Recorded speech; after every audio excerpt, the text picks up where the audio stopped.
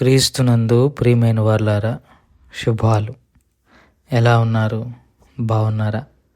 నిన్నటి దినము ఎలా గడిచింది? ప్రభువుకు మహిమకరంగా జీవించారా? జీవించినట్లయితే ఆయనకు స్తుతులు. లేని ఎడల ఆయన మనల్ని క్షమించునుగాక. నేటి దిన ధ్యానాంశము మార్కు సువార్త 8వ అధ్యాయము 38వ వచనం. మార్కు సువార్త 8వ అధ్యాయము 38వ వచనము. వ్యభిచారమును పాపమును చేయు ఈ తరము వారిలో నన్ను గూర్చియు నా మాటలను గూర్చియు సిగ్గుపడువాడెవడో వానిని గూర్చి మనిషి కుమారుడు తన తండ్రి మహిమ గలవాడై పరిశుద్ధ దూతలతో కూడా వచ్చినప్పుడు సిగ్గుపడునని చెప్పెను. దేవుని వాక్యాన్ని మన వినికిల్లో దీవించి ఆశీర్వదించునుగాక. యేసుక్రీస్తు ప్రభువారు శాస్త్రులను పరిచయులను ఈ తరము వారు అని ప్రస్తావన చేశాడు. చదువుకున్న లేఖన భాగంలో వ్యభిచారమును పాపమును చేయు ఈ తరము వారిలో అన్న మాటను ఆయన శాస్త్రులను గురించి పరిశీలన ఉద్దేశించి మత పెద్దలను మతపరమైన ఆచారాలను ఆచరించే సెన్హెద్రెన్ సభను ఉద్దేశించి యేసు ప్రభువారు ఈ మాటలు చెప్తున్నారు. ఇక్కడ వ్యభిచారులు అని అంటే నిజంగానే వ్యభిచారులు అన్న మాటను ఆయన వాడటం లేదు, కానీ ఆత్మీయ వ్యభిచారము అన్న ఉద్దేశంతో ఆయన మాట్లాడుతున్నారు. సో పాత నిబంధన గ్రంథంలో దీని గురించిన ప్రస్తావన మనం చూస్తాం. యెషయా గ్రంథము 57వ అధ్యాయము 3 నుంచి 10 వచనాల్లో దేవదేవుడు దాని గురించిన ప్రస్తావన చేస్తారు. 57వ అధ్యాయము. మంత్ర ప్రయోగపు కొడుకులారా, వ్యభిచార సంతానమా, వేశ్య సంతానమా, మీరిక్కడికి రండి. మీరెవని ఎగతాళి చేయుచున్నారు? ఎవని చూచి నోరు తెరుచు నాలుగు చాచుచున్నారు? మీరు తిరుగుబాటు చేయువారును అబద్ధికులను కారా అని ఆయన ఇశ్రాయేలు తరం వారినే ఉద్దేశించి అంటున్నాడు. అంటే వారు నిజంగా వ్యభిచారులని కాదు, ఆయన ఆత్మీయంగా ఆయన కాదని. ఇప్పుడు వ్యభిచారం అంటే ఏంటండి? భర్త ఉన్నా లేదా భార్య ఉన్నా వారిని కాదని వేరే వారితో సాంగత్యం కలిగి ఉన్న వారిని వ్యభిచారులు అంటారు. ఇక్కడ యేసు ప్రభు దేవదేవుడు కూడా మంత్ర ప్రయోగపు కొడుకులారా అని ప్రస్తావన చేస్తున్నాడు. అంటే దాని అర్థం ఏంటి? ఆయన్ని కాదని వేరే మంత్రాల వైపు మరొక దాని వైపు తిరిగే వారిని వేశ్యలు అన్నాడు, కానీ వ్యభిచారులు అన్నాడు. కానీ నిజంగానే వారు వ్యభిచారులు అన్న ఉద్దేశంలో ఆయన మాట ప్రస్తావన చేయలేదు. యెహెజ్కేలు గ్రంథము 16వ అధ్యాయము 35-36 వచనంలో, కాబట్టి వేశ్య యెహోవా మాట ఆలకింపపు, ప్రభువైన యెహోవా సెలవిచ్చినదేమనగా, నీ విటకాండ్రతో నీవు నీ సొమ్ము వ్యయపరిచి నీవు వ్యభిచారం చేసి నీ మానము నీవు కనపరుచుకొని దానిని బట్టి అన్నాడు. ఇక్కడ కూడా వ్యభిచారులు అని అంటే తనను కాదని ఇంకొకరి మీద ఆధారపడి ఆయన్ని ఆరాధించే వారి విషయంలో ఆయన ఆ మాట అన్నారు. సో యేసు ప్రభు వారు ఇక్కడ శాస్త్రులను పరిశీలన ఉద్దేశించి ఈ తరము వ్యభిచారులు ఏం చేస్తున్నారంట?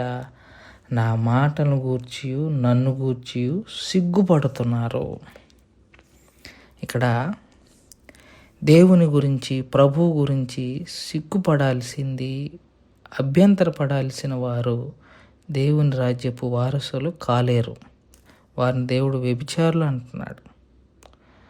సో మనం కూడా యేసు ప్రభు వారి గురించి సిగ్గుపడవలసిన అవసరం లేదు.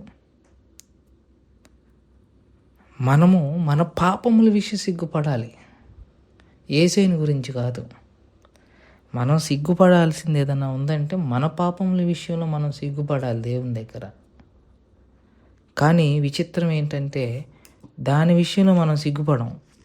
కానీ యేసయ్య గురించి చెప్పాల్సి వచ్చినా, యేసయ్య గురించి సాక్ష్యం చెప్పాల్సి వచ్చినా మాత్రం సిగ్గుపడిపోతాం. మన గురించే అంటాడు ఫిలిప్పీయులకు రాసిన పత్రిక 3వ అధ్యాయము 19వ వచనంలో, నాశనమే వారి అంతము, వారి కడుపే వారి దేవుడు, వారు తాము సిగ్గుపడవలసిన సంగతులు యందు అతిశయపడుచున్నారు. అది సిగ్గుపడవలసిన సంగతులు ఏంటి? పాపం విషయంలో అసలు సిగ్గుపడాలి, తలదించుకోవాలి. మేలు చేయక నీవు ఉండులేవయ్యా అనే పాఠం చూసుకుంటే, పాపములు చేశాను నేను, నీ ముందర నా తల ఎత్తలేను అని రాశాడు భక్తుడు. ఎంత చక్కగా రాశాడు. పాపములు చేశాను నేను, నీ ముందర నా తల ఎత్తలేను. సో ఆయన ముందు తల ఎత్తలేని, సిగ్గుపడాల్సిన సందర్భం ఎప్పుడనంటే పాపం విషయంలో. కానీ మనం యేసయ్య విషయంలో సిగ్గుపడతాం. యేసయ్య అదే అంటున్నాడు, నా విషయంలో సిగ్గుపడేవారు, నా విషయంలో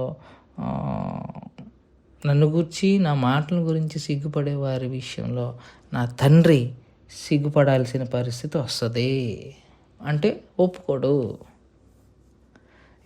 ఉదయకాల సమయంలో ప్రియమైన వాళ్ళారా, మనం పాపం విషయంలో సిగ్గుపడటంలా. యేసయ్య అంటే మీరెవరంటే క్రైస్తవులని చెప్పుకోవటానికి సిగ్గుపడుతున్నాం మనం, దానికి కాదు సిగ్గుపడాల్సింది. ఇంకా ఇప్పుడు ఈ మధ్య కొత్త విచిత్రం, క్రైస్తవులు అని చెప్పుకోవడానికి భయపడాల్సిన పరిస్థితి వచ్చింది. ఇది ఒక విచిత్రమైన పరిస్థితి. మనకే కాదులే, పేతురికి వచ్చింది. నువ్వెవరు అంటే నా తెలీదు అన్నాడు. కోడి కొయ్యకు ముందే 3 సార్లు దేవుడు అంటే ఎవరో తెలియదు అన్నాడు. భయం. ఇవాళ క్రైస్తవుల్లో భయం అల్లుకొని పోయింది. సిగ్గుపడుతున్నారు ప్రభు అంటే ఒప్పుకోవటానికి, అలాగే భయపడుతున్నారు. ఉద్యోగాలు పోతాయని కొంతమందికి, చంపేస్తారని కొంతమందికి, తంతారని కొంతమందికి. ఇప్పుడు మీ అందరిని గురించి యేసయ్య ఏమంటున్నాడంటే, నా తండ్రి పరలోకంలో ఆయన వచ్చేటప్పుడు మిమ్మల్ని గురించి సిగ్గుపడతాడు. సిగ్గుపడాల్సిన పరిస్థితి వచ్చిద్దని వాక్యం ద్వారా జ్ఞాపకం చేస్తున్నాడు. సో అలా సిగ్గుపడే వారి విషయంలో యేసయ్య ఏమంటున్నారంటే, వారిని గూర్చి మనుష్య కుమారుడు తన తండ్రి మహిమ గలవాడై పరిశుద్ధ దూతలతో కూడా వచ్చునప్పుడు, తండ్రితో పాటు యేసయ్య ఈ లోకంలోనికి వచ్చేటప్పుడు మనుష్య కుమారుడు అని అన్నాడు. మనుష్య కుమారుడు వచ్చినప్పుడు తండ్రి ఎవరైతే యేసయ్య విషయంలో సిగ్గుపడ్డారో వారి విషయంలో సిగ్గుపడతారని రాశాడు. మనుష్య కుమారుడు గురించి ఆయన అంత్యదినంలో ఎట్లా ఉండబోతుందన్న దాని గురించి దానియేలు భక్తుడు తన గ్రంథంలో ప్రవచించాడు. 7వ అధ్యాయము, దానియేలు గ్రంథము 7వ అధ్యాయము 9 నుంచి కానీ పరిశీలన చేసుకుంటే, ఒకసారి చదివితే, మహావృద్ధుడొకడు ఇంకా సింహాసనములు వేయుట చూచి తిని మహావృద్ధుడొకడు కూర్చుండెను. ఆయన వస్త్రము హిమము వలె ధవళముగాను, ఆయన తల వెంట్రుకలో శుద్ధమైన గొర్రెబొచ్చె వలె తెల్లగాను ఉండెను. ఆయన సింహాసనము అగ్నిజ్వాలల వలె మండుచుండెను, దాని చక్రములు అగ్ని వలె ఉండెను. అగ్ని వంటి ప్రవాహము ఆయన యొద్ద నుండి ప్రవహించుచుండెను. వేవేల కొలది ఆయనకు పరిచారకులుండ్రి, కోట్ల కొలది మనుషులు ఆయన ఎదుట నిలిచిరి. తీర్పు తీర్చుటకై గ్రంథములు తెరవబడెను. అప్పుడు నేను చూచుచుండగా ఆ కొమ్ము పలుకుచున్న మహా గర్వపు మాటలు నిమిత్తము వారు ఆ జంతువును చంపినట్లు కనబడిన. తర్వాత దాని కళేబరము మండుచున్న అగ్నిలో వేయబడెను. మిగిలిన ఆ జంతువుల ప్రభుత్వము తొలగిపోయాను. సమయము వచ్చు వరకు అవి సజీవుల మధ్యన ఉండవలనని ఒక సమయము కాలము వాటికి ఏర్పాటు అయిను. రాత్రి కలిగిన దర్శనములు నేను ఇంకా చూచుచుండగా ఆకాశ మేఘారూఢుడై మనుష్య కుమారుని పోలిన ఒకడు వచ్చి ఆ మహావృద్ధుడు అగువాని సన్నిధిని ప్రవేశించి ఆయన సముఖమునకు తేబడెను. సకల జనులను, రాష్ట్రములను, ఆయా భాషలు మాట్లాడువారును ఆయనను సేవించున్నట్లు ప్రభుత్వమును, మహిమయు, ఆధిపత్యమును ఆయనకి ఇవ్వబడెను. ఆయన ప్రభుత్వము శాశ్వతమైనదే, అది ఎన్నటికీ తొలగిపోదు. ఆయన రాజ్యము ఎవడనూ లయము కాలేదు. ఇక్కడ మనిషి కుమారుడు అని ఉందా అండి? ఎవరా మనిషి కుమారుడు? ఇదిగో యేసయ్య అన్నాడు మనిషి కుమారుడు. అంటే దానియేలు గ్రంథంలో చెప్పబడిన మనిషి కుమారుడు తానే అని చెప్తున్నాడు. ఆ మనిషి కుమారుడు వచ్చినప్పుడు దేవుడు ఏం చేస్తాడంట, యేసు ప్రభు వారి విషయంలో సిగ్గుపడిన వారిని విషయంలో సిగ్గుపడతాడు. ఈ ఉదయకాల సమయంలో ప్రియమైన వాళ్ళారా, దేవుని విషయంలో కాదు సిగ్గుపడాల్సింది, మన విషయంలో మనం సిగ్గుపడాలి. మన పాపముల విషయంలో మనం సిగ్గుపడితే దేవుడు మన విషయంలో సిగ్గుపడే పరిస్థితికి మనం తెచ్చుకోమని మనం చేసుకుంటూ ఈ మాటలను ఇంతటితో ముగించుకుంటున్నాను. దేవుడు దీవించి ఆశీర్వదించును గాక. ప్రార్థన చేసుకుందాం.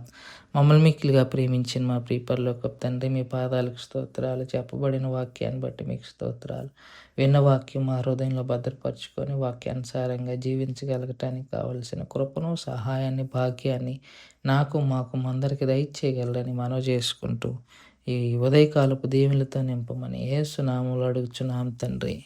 ఆమెన్. God bless you.